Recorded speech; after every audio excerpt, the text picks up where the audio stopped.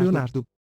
A mágica do 137. O número mais importante em toda a física. Esse número é o 137. 137 é o número mais misterioso e mais importante de toda a ciência. Sem dúvida alguma. 137 refere-se aos elétrons e as chances de um elétron absorver um único fóton. Ou, em uma linguagem cabalística simples, trata-se do recipiente da luz, ou do corpo físico do homem e sua capacidade de acender a luz de sua alma e despertar a luz na realidade extraordinária dos 99% para que ela brilhe em nosso mundo simples e comum. Por favor, não se preocupe se você não entende de ciência e de física e das suas associações com o número 137, também conhecida como a constante de estrutura fina. Isso não é o que importa neste artigo. E na verdade, a maioria dos físicos não conseguem entendê-lo também. Mas eles admitem e sabem que esse é o número mais importante no universo.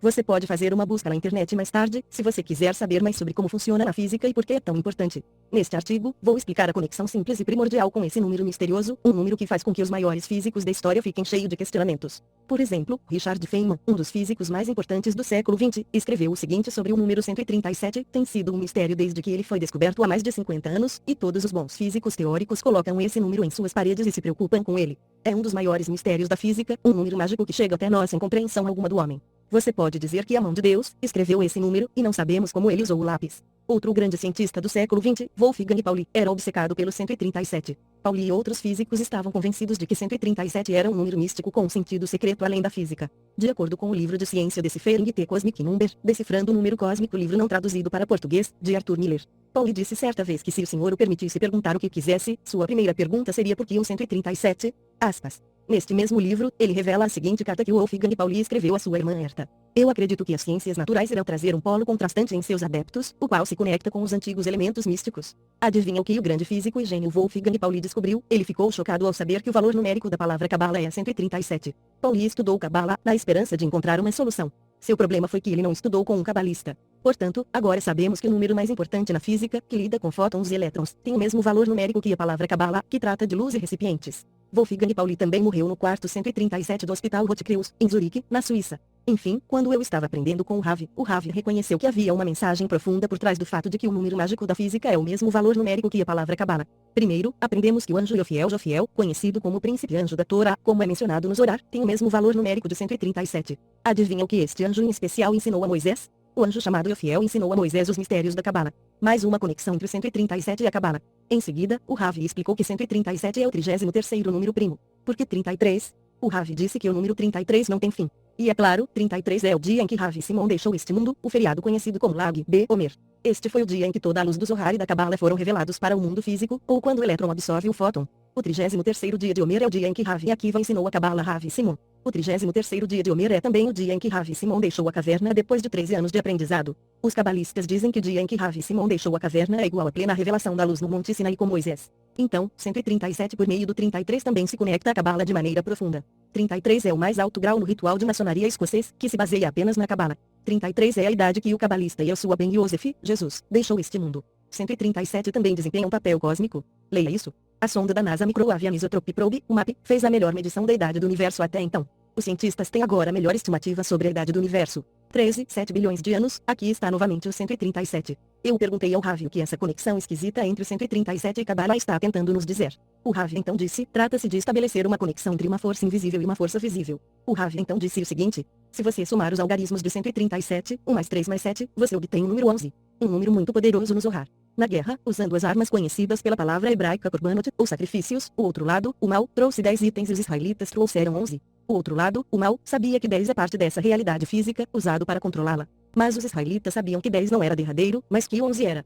11 está relacionado às 11 especiarias mencionadas na Torá e no Zohar. E todas as atividades da conexão matinal, oração da manhã, somam 11. 11 é um bom número. 2 vezes 11 é 22, o número de letras do alfabeto, alfabeto hebraico. 3 vezes 11 é 33, Ravi Simon Lag BaOmer. O Ravi parou de falar por alguns minutos sobre o assunto. Então, o Ravi voltou a falar sobre por que 11 foi escolhido como um bom número. O Ravi perguntou. 10. Sefirot é limitante, pois mesmo no âmbito do Ein Sof, mundo infinito, o reino acima do nosso mundo físico, não estamos lidando com a luz suprema. Então, 11 é maior do que 10. Eu pedi ao Ravi para explicar por que o mundo infinito, Ein Sof, não era o mundo definitivo, derradeiro. O Ravi disse o seguinte. 11 é maior do que 10. No mundo infinito, há luz e recipiente. O que significa que existe ainda um recipiente. Mas depois disso há a fonte incognoscível da luz, a fonte por atrás da emanação do mundo infinito, sobre o qual o Zohar não trata. A Cabala lida apenas com a luz que brilha para fora, não com a fonte da luz. A fonte está além do intelecto humano e nunca poderá ser entendida por ser algo maior.